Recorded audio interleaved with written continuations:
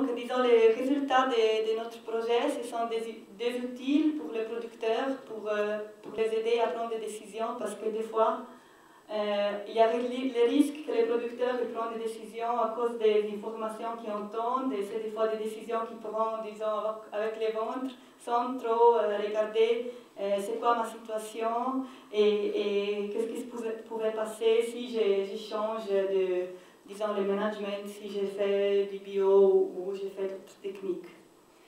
Et en 2010, on sera en différents pays avec le premier modèle, les modèles économiques Profit Fruit, pour les présenter aux producteurs et aussi à la consultation qui aide les producteurs à prendre des décisions. Voilà, alors merci à tous ceux de mon work package qui m'ont aidé et qui, disons, qui travaillent. Merci beaucoup. Merci.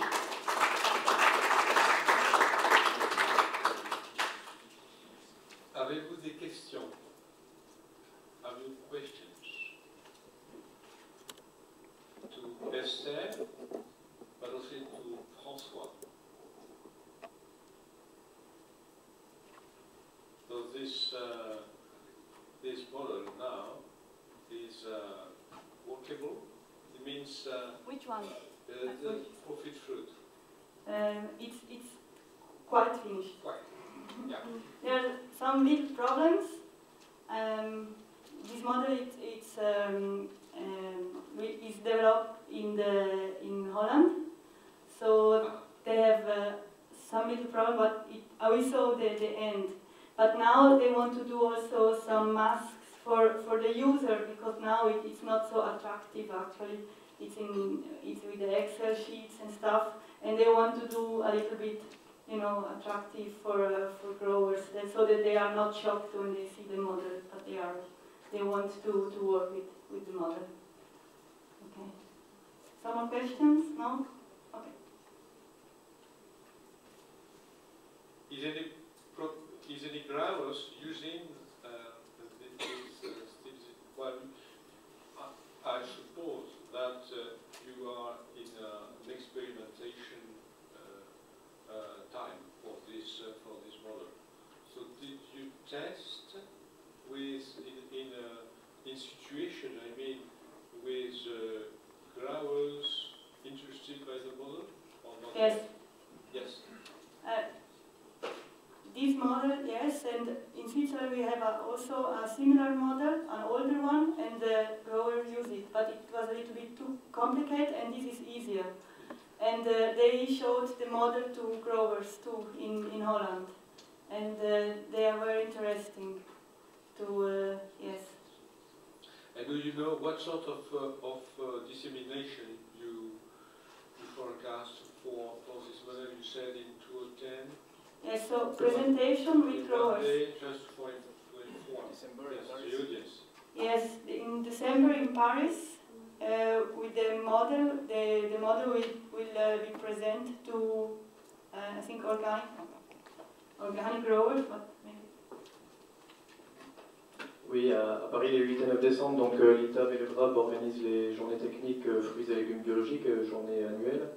Et donc le 8 décembre, Adeline Kilchaman probablement présentera donc un abouti, disons, du modèle Profit Fruit pour essentiellement les producteurs, les techniciens. Donc voilà, sur Paris, je peux donner plus de détails sur le programme précis et l'endroit dans Paris, 8 et 9 décembre.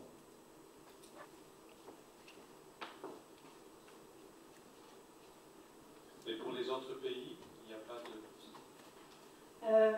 Ouais, mais comme le modèle il a eu un peu de retard, maintenant on est un peu en train de regarder, parce que c'est mieux quand c'est vraiment tout fini, et peut-être aussi avec les nouvelles masques. Mais en Allemagne et en Hollande et en Suisse, ça va être 2010, je crois plutôt l'hiver, quand les gens ont plus de temps, quand les producteurs ont plus de temps.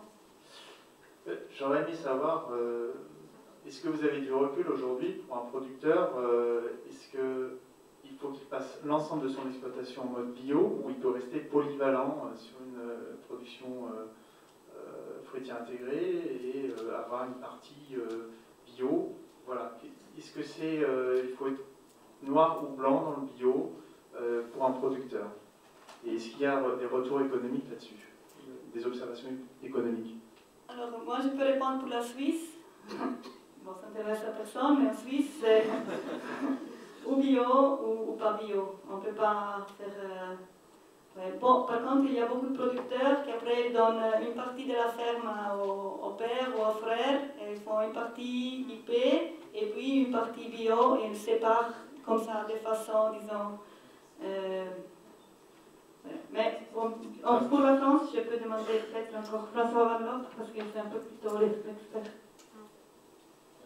Oui, la situation en France, effectivement, il y a quelques années, on était obligé de tout convertir. Il y a eu plusieurs allers-retours. La situation actuelle, c'est que sur une exploitation donnée, donc soit effectivement il y a le contournement, on va dire, réglementaire qui consiste à créer deux sociétés par disons, un truchement réglementaire qui permet d'avoir une société, une ARL en bio, une ARL en agriculture intégrée ou raisonnée. Sinon, si on garde la même société, c'est séparer les vergers, mais il faut avoir une visibilité sur la couleur des variétés de pommes, c'est-à-dire avoir des variétés de pommes rouges qui vont être bio ou conventionnelles, et les autres bicolores ou jaunes ou vertes qui seront conduites différemment, afin de ne pas mélanger en station fruitière. Après, les chambres froides doivent être différentes. Enfin, il y a un ensemble de critères qui ont été définis pour éviter les mélanges. Ça, je le comprenais, mais c'était surtout sur le recul économique pour un exploitant, à savoir, est-ce que sur une même structure, en séparant bien juridiquement les choses, est-ce que c'est viable ou pas d'avoir deux modes de pensée, deux modes de culture sur un...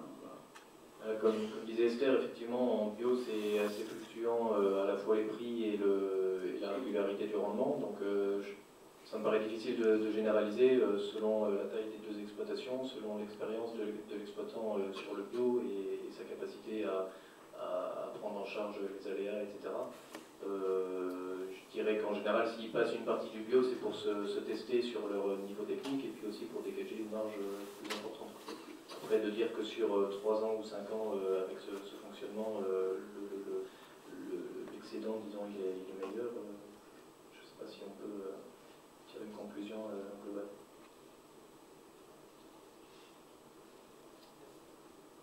Oui, j'aurais voulu donner un petit témoignage, simplement dire que le choix du bio, c'est souvent un choix de variété. Il y a des variétés beaucoup plus faciles à faire en bio.